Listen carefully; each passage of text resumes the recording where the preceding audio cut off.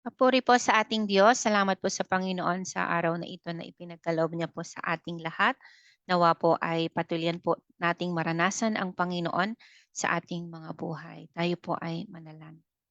Ama, maraming maraming salamat po sa araw na ito na patuloy na po kaming sinasamahan. Salamat po dahil minsan pa po ay pinahiram mo po kami ng buhay at pagkakataon, Panginoon, upang patuloyan ka naming maparangalan. Para humingi po kami ng tawad sa anong pong aming mga nagawa, naisip at nasabi.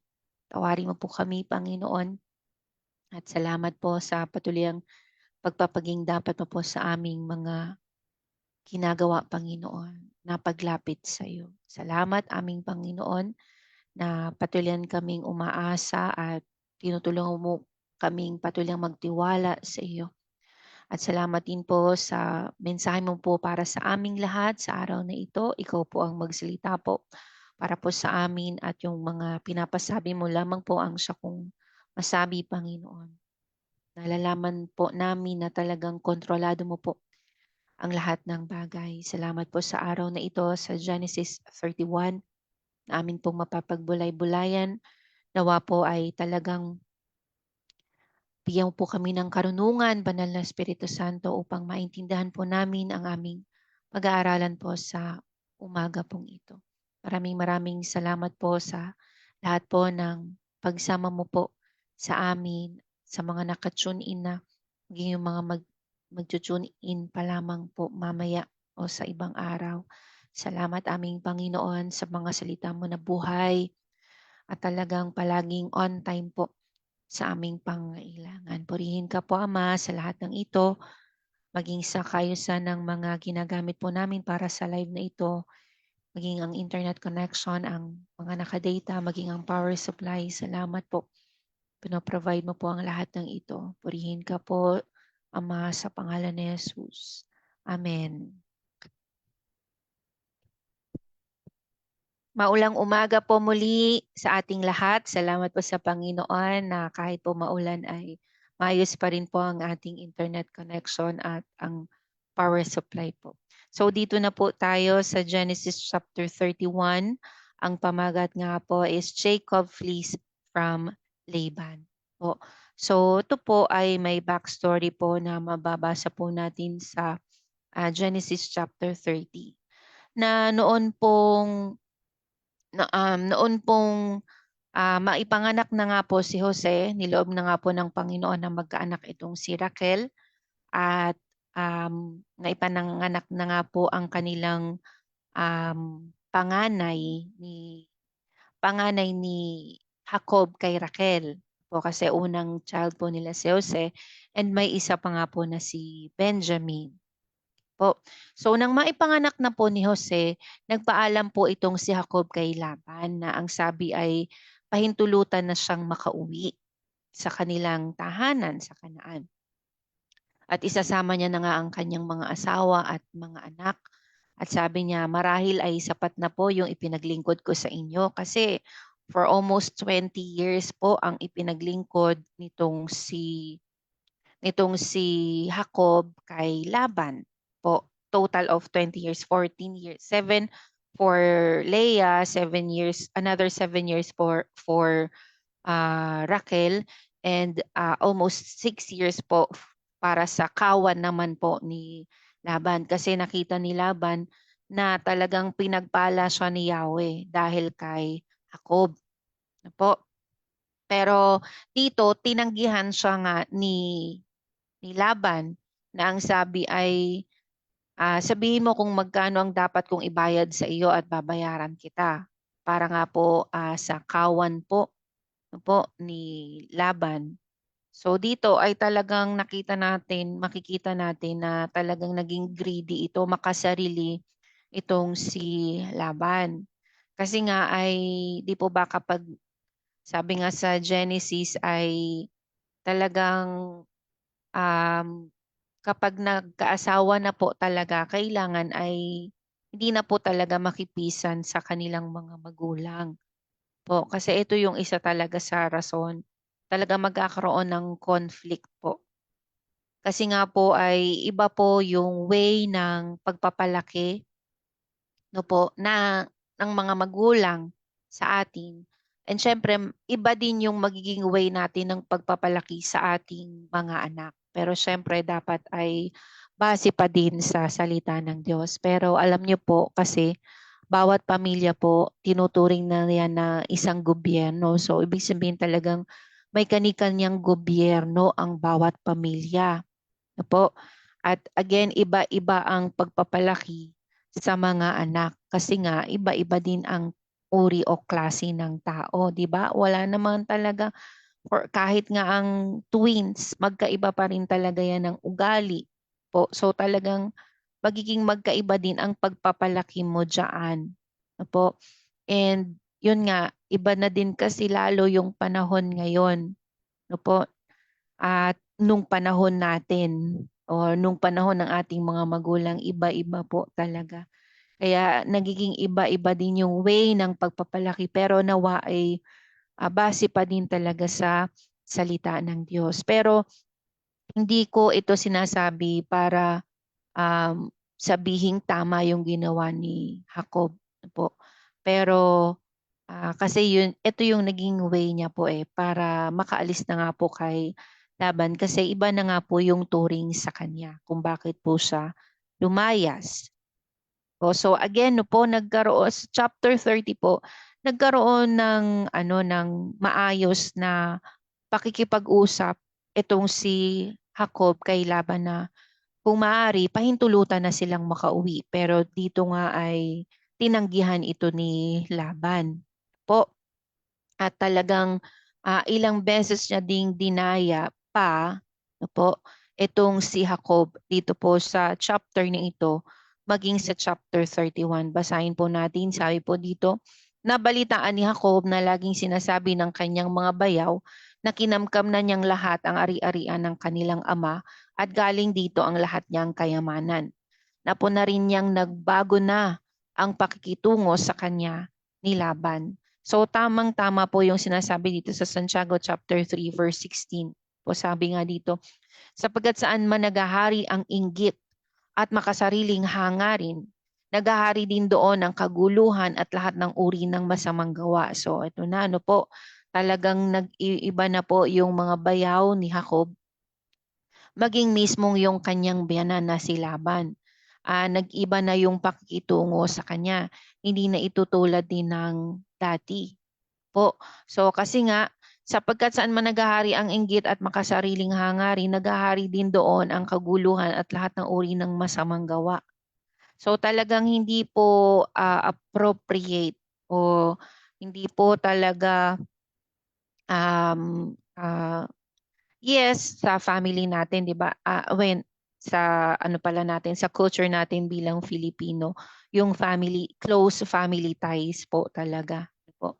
Pero sabi nga kasi sa Genesis ay talagang kapag nagkaroon na ng iiwan ng anak yung mga magulang at magsasama na sila ng kanilang nung kanyang napangasawa po. So talagang hindi na talaga applicable na mag-stay pa yung anak kapag siya ay may sarili ng pamilya. Pero na lamang kung, for example, ay wala na talaga mapapagstayan ng iyong magulang, ay pwede naman siya sa inyo po. Pero kung ah, yung ikaw na nakapag-asawa na ay may iba pa namang makakasama ang iyong magulang, ay di dapat hiwalay na talaga sa poder ng magulang. Kasi talagang magkakaroon ng hidwaan or conflict. Lalo na kapag eto no, pumasok na yung inggit no, dun sa mga bayaw ni Jacob. At pumasok na rin yung makasariling hangarin dito kay Laban. Makikita na natin dito yung kanyang pagiging greedy o selfish na ayaw niyang paalisin si Jacob kasi kita niya na pinagpapala siya ni Yahweh po dahil kay Jacob. Kaya ayaw niyang paalisin itong si Jacob. Ano po? Kaya talagang hindi sila walang kapayapaan. Talagang gulo. No po, pero ayaw nga ng gulo nitong si Jacob No po? Kaya kaya ito po ang nangyari, no po. Sabi nga sa verse 3, kaya sinabi sa kanya ni Yahweh, magbalik ka na sa lupain ng iyong mga magulang at mga kamag-anak at sasamahan kita. Sabi nga sa English, then the Lord said to Jacob, return to the land of your fathers and to your family, and I will be with you. Po. So talagang may go signal na ang Panginoon. Sabihin mo nga go signal.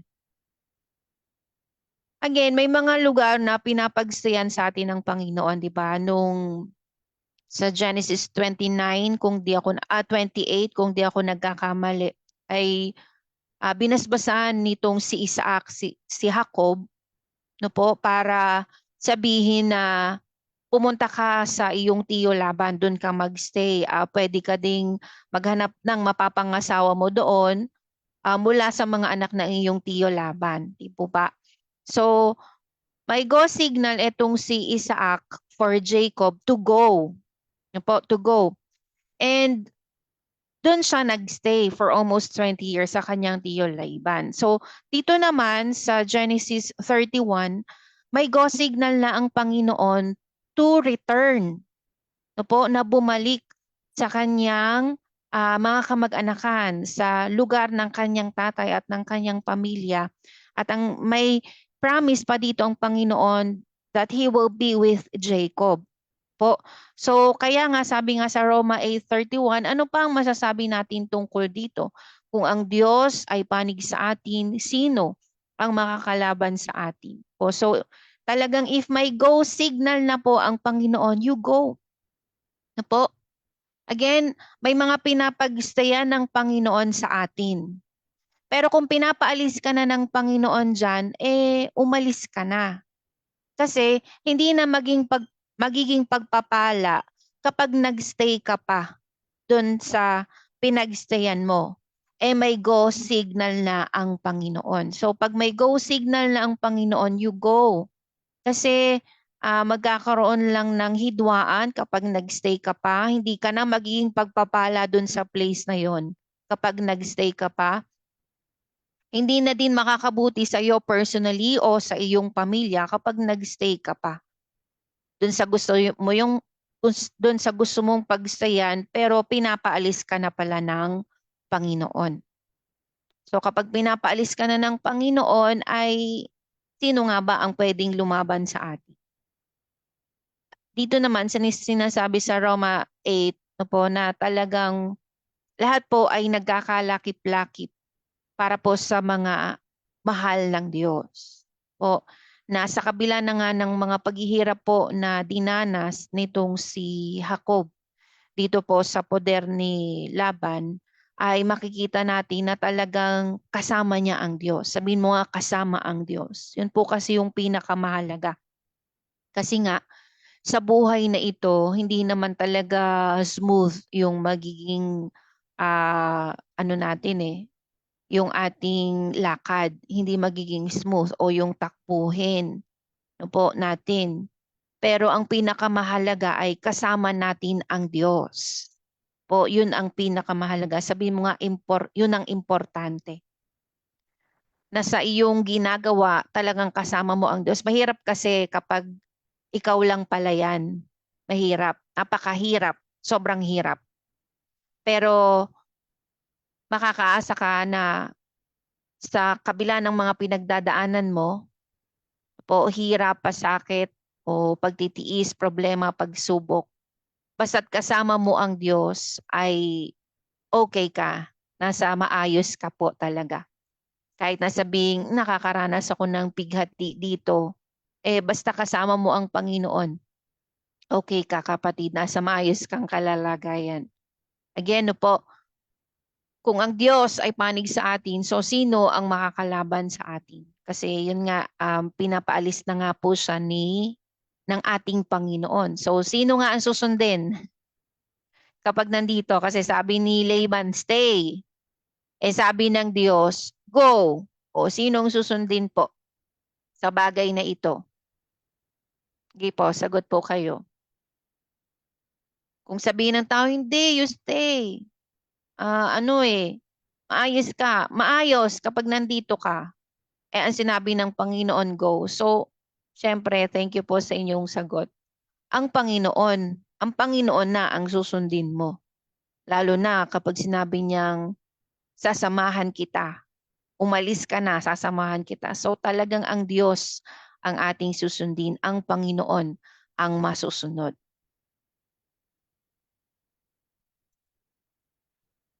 So dito nga po ay prepare na po ni Jacob ang kanyang mga asawa at mga anak kasi nga ay sinabi niya na nag-iba na yung pakikitungo ng kanilang ama sa kanya at um, iba na din yung sinasabi ng mga kapatid nitong si Leah at si Raquel kay Jacob. Po. At yun nga, sinabi din ni Jacob na dinadaya siya nung kanilang ama. Pero sabi niya, pero hindi siya pinabayaan ng Diyos. Sabihin mo nga, hindi pinabayaan ng Diyos. Po, hindi siya pinabayaan ng Diyos. Po. So, kaya po, nung nagkaroon sila ng chance, ay tumakas na nga po sila. Dala-dala ni Jacob yung lahat ng sa kanya, lahat ng kanyang mga asawa, ang kanyang mga anak, maging may mga alipin na din kasi siya na nakuha doon at mga alagang hayop po. So kaya yun po, umalis na po sila.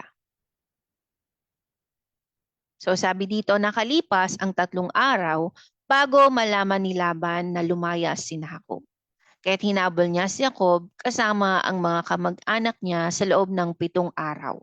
Naabutan nila sina Jacob doon sa bundok ng Gilead. Nang gabing iyon, nagpakita ang Diyos kay Laban na Arameo sa panaginip.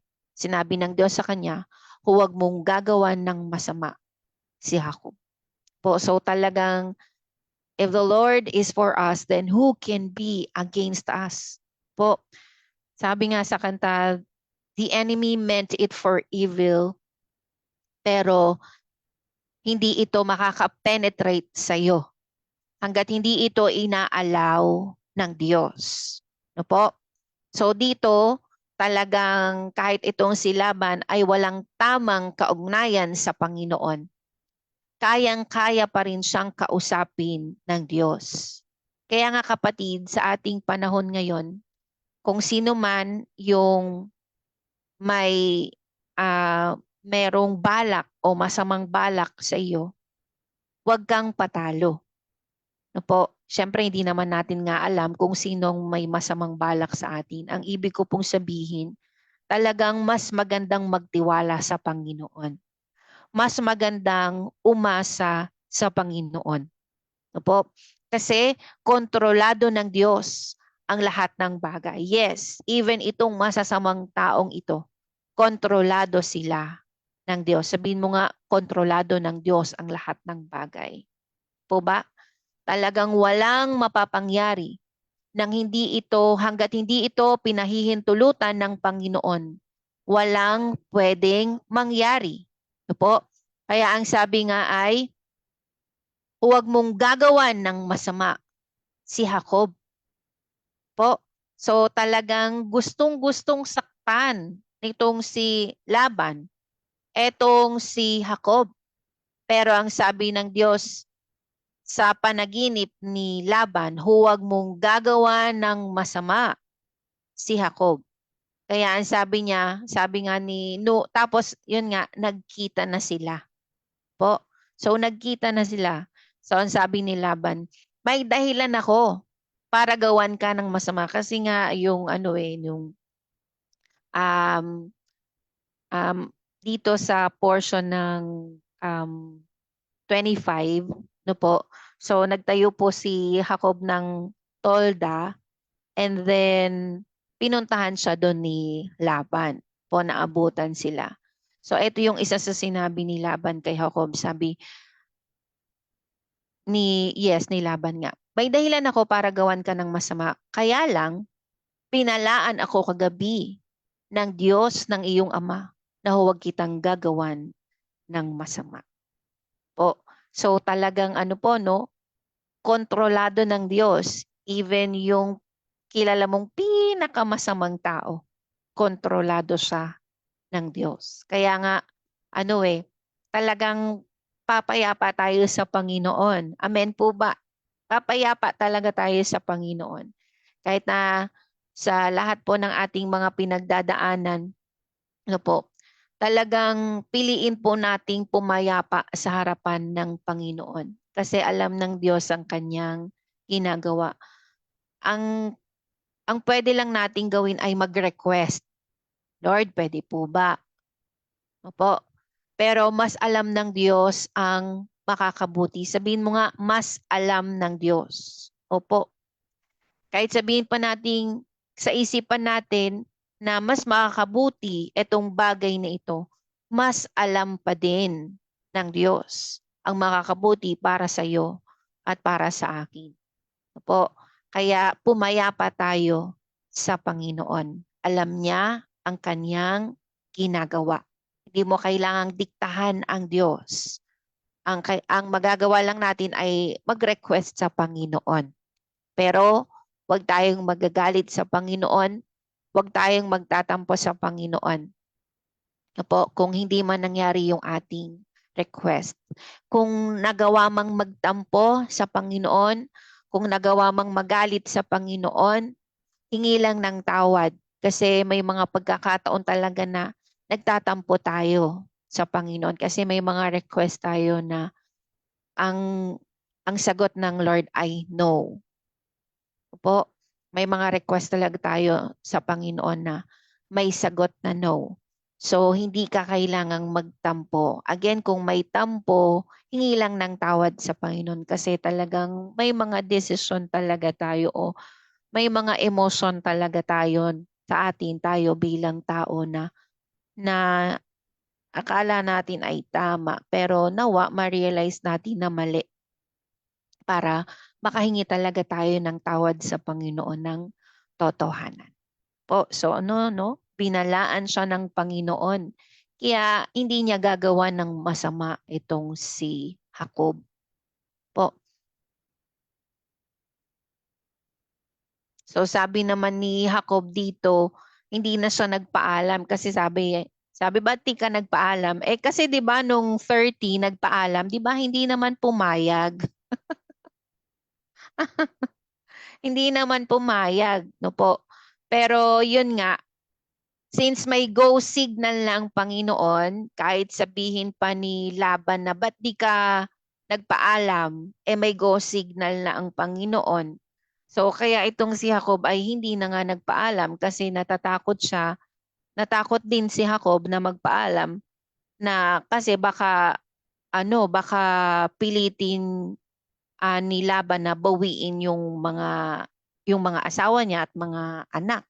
Opo, pero dito may sabihin na nating may go signal ang Panginoon, pero sabihin mo nga dapat magpaalam pa din. Opo, dapat magpaalam pa din. Kahit may go signal ang Panginoon, hindi mo kailangan lumayas. For example, pinapaalis ka na ng Panginoon. Opo, doon sa fellowship na iyong kinabibilangan, di matutong magpaalam. Po, kasi mas maganda naman na nagpapaalam. Okay? Sabihin mo ay pinapaalis ka na ng Panginoon. Ganun lang kasimple yun. Pinapaalis na po kasi ako ng Panginoon. May iba po kasing pinapagawa ang Panginoon sa akin. So, hindi porke may go signal ang Panginoon ay lalayas ka na. Tutularan mo si Jacob. Po. Again, mas maganda pa din na nagpapaalam ka po doon sa iyong aalisan. Kasi syempre, ay hahanapin ka pa din, di ba? So, mas maigi ng nagpapaalam po. Huwag natin gayahin si Jacob. Again, kahit may go signal ang Panginoon to go, mas maganda pa din na magpaalam po. So, kasi nanaig na naman yung takot dito kay Jacob. Po. Pero dito kasi sa parte din na ito, sa Genesis 31 ay may ninakaw po si Raquel dito sa kanyang ama. At ito yung hinahanap din ni Laban. No po, na Ba't ka umalis? Ba't mo tinangay yung mga Diyos-Diyosan ko? So hinanap niya ito po din sa mga tolda nila Jacob. Kaya lalo pong nagalit si Jacob, pero hindi niya alam na kinuha pala ni Raquel yung kanyang pinakamamahal po.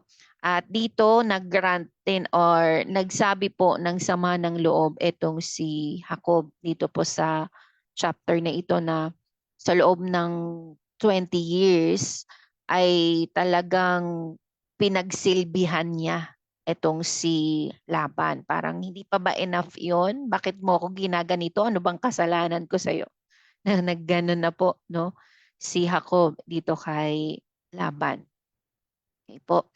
Kaya sabi niya nga ay nagtiis siya ng init, yung kahit madaling araw, no po, nagtatrabaho siya, kulang siya sa tulog, no? Kasi sabi niya kaya siya nagpaalam doon sa 30 ay gusto niya mabigyan ng time yung kanyang mga asawa, yung kanyang mga anak, at yung kanyang sariling pamilya. Kasi nga ay um, pagal na ang katawan niya dito sa paglilingkod kay Laban. Okay po. So, pero dito ay, yun nga, another consequence nung ginawang pandaraya ni Jacob ay paulit-ulit din, habi nga ay 10 beses po na binabago ni Laban ah, yung kanilang tawag dito, kasunduan po. Pero sabi nga dito, nakipagkasundo na nga si Laban kay Jacob. Sabi nito, sabi ni Laban, ang mabuti gumawa tayo ng kasunduan. Magbunton tayo ng bato na siyang magpapaalala ng ating kasunduan. Po. So, yun nga po, nagkaroon po sila ng covenant po dito. Sabi nga, sinabi ni Laban, ang mga batong ito na tinumpok ang magpapatunay sa kasunduan nating dalawa. Ito ang dahilan kung bakit pinangalanan itong tinumpok sa Galid. Tinawag din iyon na Mizpa dahil sinabi pa ni Laban na naway ingatan tayo ng Panginoon sa ating paghihiwalay. So ang ibig sabihin po kasi ng Mizpa ay look out, outlook. Look out or tower. Po, yung titingin po. Kaya tinawag din iyong Mizpa na ang ibig sabihin nga naway ingatan tayo ng Panginoon sa ating paghihiwalay. O yun nga, may the Lord watch over us habang sila'y magkahiwalay. Kapag inapi mo ang aking mga anak o nag-asawa ka ng iba, alalahanin mo na wala man ako roon, ang Diyos ang saksi sa ating kasunduan. So talagang si Laban pa ang nagsasabi nito, no? Si Jacob kasi kaya din siya umalis ay ayaw niya talaga ng gulo. Po, ayaw niya ng gulo. Gusto niyang umiwas sa gulo. 51, pagkatapos sinabi pa ni Laban, narito sa pagitan natin ang mga batong ibinuntun ko at narito rin ang batong inilagay mo. Ang mga ito ang ating palatandaan. Ito rin ang magiging hangganan natin upang maiwasan ang paglusob sa isa't isa. Ang Diyos ni Abraham at ang Diyos ni Nahor ang hahatol sa atin. At sa pangalan ng Diyos na sinamba ng ama niyang si Isaac, ay sumumpa si Jacob na tutupad siya sa kasunduang ito. Pagkatapos, nagpatay siya ng isang hayop at ito'y inihandog doon sa bundok. Nagsalo-salo sila at doon na rin nagpalipas ng gabi. Kinaumagahan, umuwi na si Laban matapos hagkan ng kanyang mga anak at mga apo. So natapos din po yung nang maayos. Sabihin mo nga, maayos. Yes po. So mas maganda pa rin po talaga na nag-aayos po, nag-uusap. Mas maganda pa rin po talaga. So again, hindi porke may go signal ang Panginoon ay lalayas ka na. Sa ating panahon ngayon, yung lesson, yung aplikasyon natin dito sa ating napag-aralan sa Genesis 31. Mas maganda pa rin yung nag-uusap ng maayos, nagpapaliwanagan ng maayos. Hindi maganda yung sigawan kasi lalong magagalit yung yung bawat panig. So mas maganda na maayos, maghihiwalay. o kung may pag-alis man na mangyayari, mas maganda na nagpapaalam ng maayos. Kasi 'di ba, mas maganda 'to, umuwi na si Laban matapos hanggan ang kanyang mga anak at mga apo. Eh di walang gulo, walang sigalot, ano po, umalis sila na maayos ang damdamin nila sa isa't isa.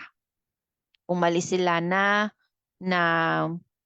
napanatag ang kalooban na walang dalang galit, walang dalang sama ng loob.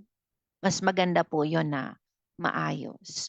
So sa atin ngang panahon ngayon, tulungan tayo ng Panginoon na talagang matuto tayong makinig sa Panginoon. Sabihin mo nga, matutong makinig sa Panginoon. Kapag as long as pinapag-stay ka ng Panginoon, mag-stay ka dyan. Pero kapag may go signal na ang Panginoon, you have to move out. Kailangan mo nang umalis.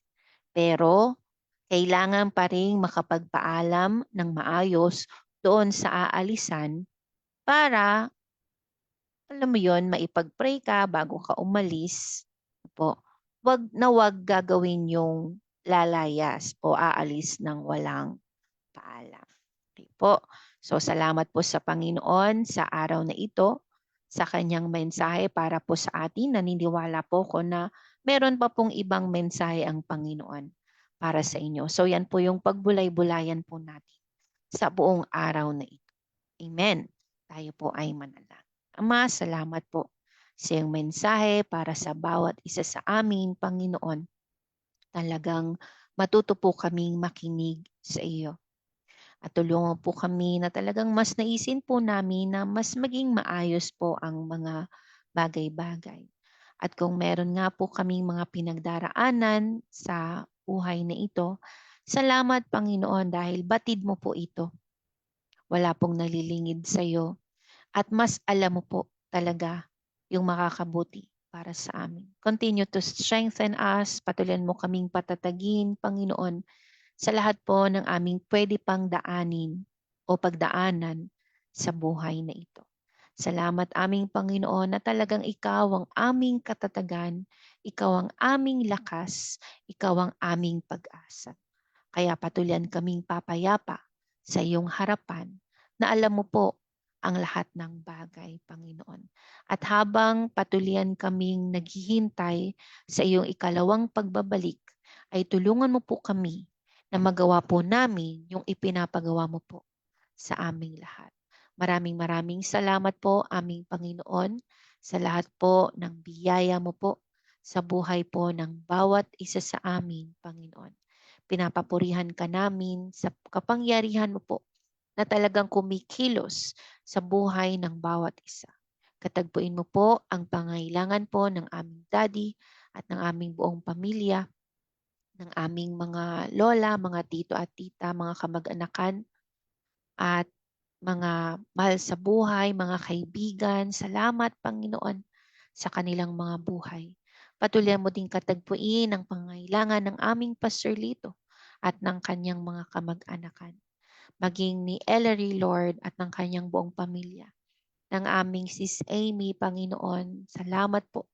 Patuloy mo katagpuin ang kanyang pangailangan, maging ng Mami Elma, ni Baby, Panginoon, ng aming Ate Marisa, ng aming Mama Lilia. Salamat, Panginoon. Patuloy mo din katagpuin ang pangangailangan ni Michael. Salamat, Panginoon, sa patuloy mo pong pagsama sa kanya. And yes, Lord, sa patuloyang pagtugon mo po sa pangailangan ni Yazi, maging ni Yaxel, at ng ng aming si Joanna sa kanyang panganganak, Panginoon. Katagpuin mo din po ang kanilang pangangailangan.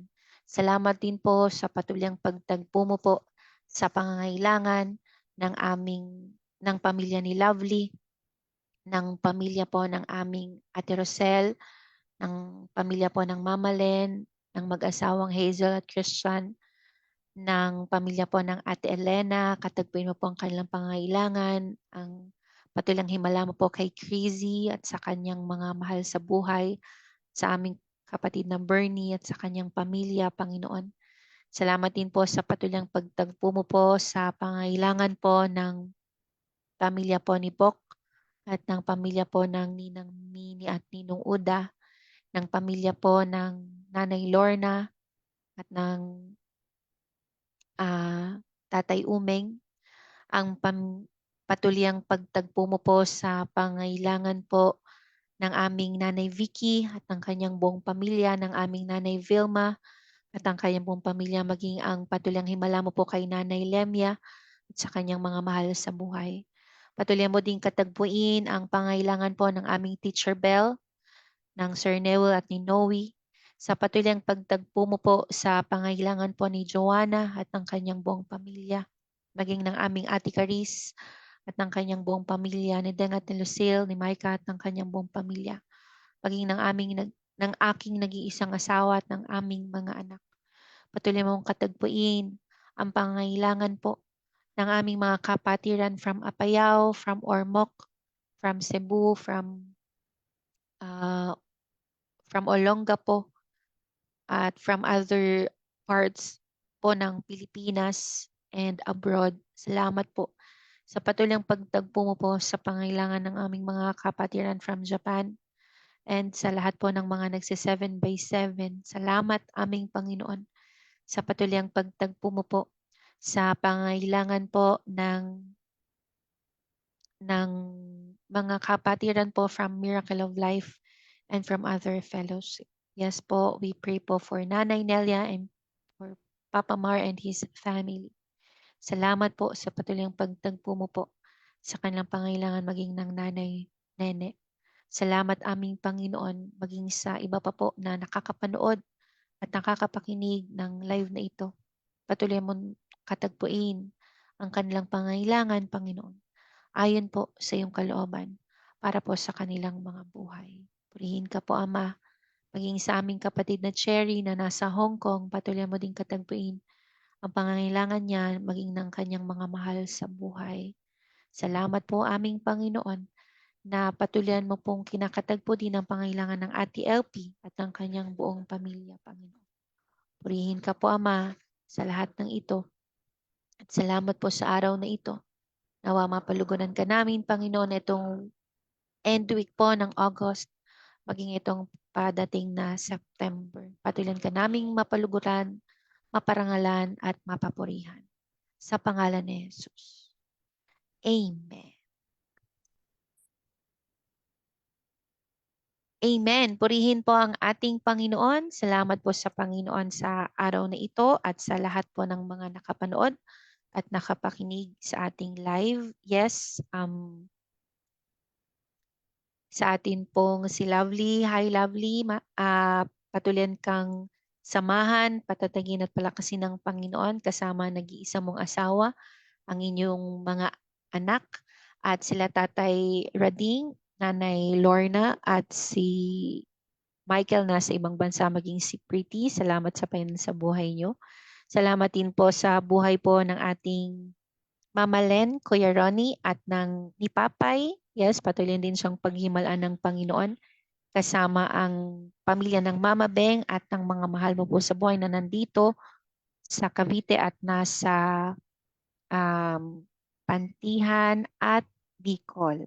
Salamat din po sa buhay po ng ating Ate Rosel at ng inyo pong mga mahal sa buhay. Salamat din po sa patuliyang pagsama at pag-provide po ng Panginoon sa inyong mga pangailangan. Salamat din po sa buhay po ng ating daddy at ng mga mahal ko po sa buhay. Salamat din po sa buhay po ng Pastor Lito at ang kanyang mga mahal sa buhay. Salamat din po sa patulang himala ng Panginoon kay Mamang.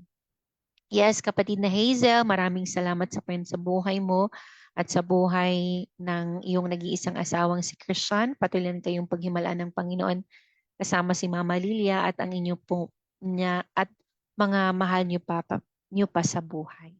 Salamat din sa Panginoon sa buhay. Yes, patuloy ang paghimalaan ng ating Ate Irene at ang kanyang mga anak, maging si Sir Baba at ang kanyang pamilya. Purihin ang Panginoon. Salamat din po sa Panginoon sa buhay po ng ating, yes po, yes, Nanay Lorna Villanueva Gayas, Tatay Uming, sa inyo pong mga anak, mga apo at mga manugang. Purihin ng Panginoon sa inyo pong buong pamilya. Salamat din po sa Panginoon sa kung may nagdiriwang po ng kaarawan sa araw na ito. Happy birthday po sa inyo. Hindi ko man po alam. Pero salamat po sa Panginoon sa karagdagang taon na ipinagkaloob niya po sa inyo. Salamat din po sa Panginoon. Yes, kapatid na Bernie, salamat po. Patuloy kayong samahan ng Panginoon dyan sa Apayao, maging ating kapatid na Chrissy at ang kanyang buong pamilya. Hello din po Nanay LP at sa inyo pong mga mahal sa buhay at sa ating Teacher Bell, Sir Newell and si Noe. Yes, at ang ating kapatid na Florence Toque, patuloy din katagpay ng Panginoon ang inyo pong pangangailangan at salamat din po sa Panginoon sa patuloy pagkilos niya po sa ministry na ipinagkaloob niya po sa inyo. Salamat din po sa Panginoon sa buhay po ni Hede, ni Bok at ni Atara at Azaraya at sa buhay ng Ninang Mini, Ninong Uda at ng ni Ganda, ni Maymay, maging si Chan at ang kanyang pamilya. Salamat din po sa ating Kuya Alan, Ate Celeste at sa inyo pong mga anak. Patuloy din katagpain ng Panginoon ang inyo pong pangailangan. Nanay Vilma at ang inyo pong buong sambahayan. At salamat din po sa ating kapatid na Mercy del Carmen Lumok. Patuloy din katagpain ng Panginoon ang lahat po ng inyong pangailangan sa buong araw na ito. At salamat din po sa Panginoon sa lahat po ng patuloy nakasubaybay po sa ating online Bible study. At salamat din po sa Panginoon sa patuloyan po nating ginagawang hakbang para patuloy mapaluguran ng Panginoon sa ating mga buhay. Samahan tayo ng Panginoon sa buong araw na ito. Palagi po sa Diyos ang kapurihan. See you po bukas.